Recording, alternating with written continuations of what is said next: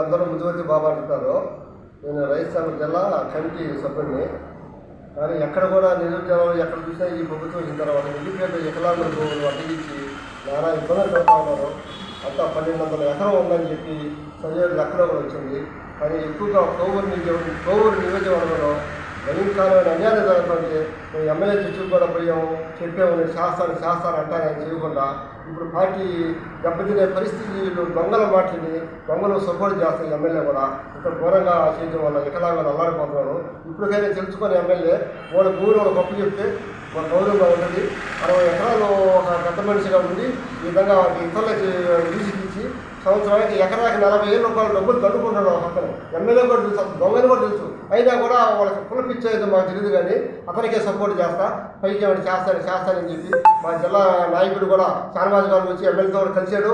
నేను చేస్తానని తప్పకుండా చేస్తాను, నాకు అక్కడికి వచ్చారు అని మా అక్కడ ఫోన్ నెంబర్ తీసుకుంటాడు.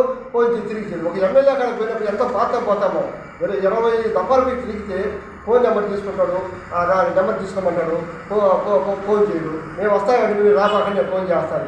ఈ విధంగా కోవూరు ఎమ్మెల్యే ఫస్ట్ కొట్టిపోయినారు. ఆయన ఎక్కడైనా తెలుసుకొని వాస్తవంగా ప్రజలకు న్యాయం చేసి అంత సీనియర్ నాయకుడు అయ్యిండు కూడా ఇంత పిల్లోడి చేతులు ఓడిపోయే పరిస్థితికి వచ్చినాడు. ఇప్పుడు అతను ఇంకా తెలుసుకోవాలని నేను కోరుకుంటున్నాను. షాన్వాజు, ఆంధ్రప్రదేశ్ రైతు సంఘం జిల్లా అధ్యక్షుడిని.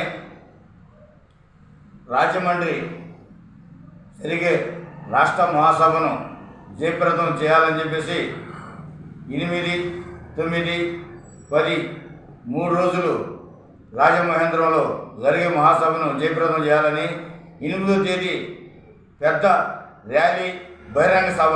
ఈ బహిరంగ సభలో మొత్తం కూడా ప్రజలు, రైతులు, కార్మికులు, మొత్తం కౌలు రైతులు, అదేవిధంగా వ్యవసాయ కార్మిక సంఘం నాయకులు అందరూ కూడా పాల్గొంటున్నారు. కాబట్టి నెల్లూరు జిల్లా నుంచి మొత్తం రైతాంగం అందరూ కూడా కదిలి రావాలని చెప్పేసి ముందుగా రైతాంగ సోదరులందరూ కూడా కోరుతున్నాం.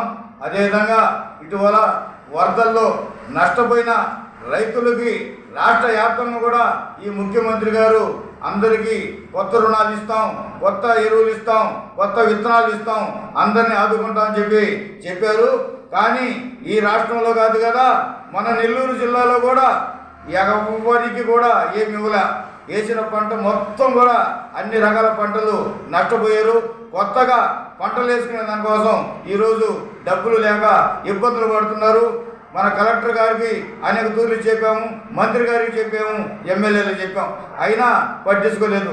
కానీ కేంద్ర బృందం వచ్చి ఈ రైతుల్ని ఆదుకుంటుంది కావాలనుకుంటే ఒకే ఒక రోజు 2 జిల్లాలు తిరిగేసి మహానుభావులు వెళ్ళిపోయారు. అది కూడా అక్కడ మంత్రి గారు, ఎమ్మెల్యేలు చెప్పిన వేర్యాలకు వెళ్ళేసి వాళ్ళు ఏదో తూతూ మంత్రం రిపోర్ట్లు తయారు చేసుకునేసి వెళ్ళిపోయారు. అందుకోసం ఈ రైతాంగాన్ని, కౌలు రైతుల్ని, వ్యవసాయ కార్మికుల్ని నష్టపోయిన పరిహారం ఇప్పించే దానికోసం ఈ రాజమహేంద్రంలో జరిగే ఈ మహాసభలో నిర్ణయం తీసుకొని ఈ రాష్ట్ర ప్రభుత్వాన్ని గద్దె దించే వరకు రైతుల పక్షాన పోరాటం చేసేదానికోసం ఒక నిర్ణయం తీసుకొని ఆ విధంగా పోరాటాలు మొదలు చేసేదానికోసంగా ఈ 3 రోజులు మహాసభలు జరుగుతున్నాయి. కాబట్టి ప్రజలందరూ అర్థం చేసుకొని రైతులందరూ కదిలి రావాలని చెప్పేసి మేము విజ్ఞప్తి చేస్తున్నాం. మీకు నచ్చినట్లయితే లైక్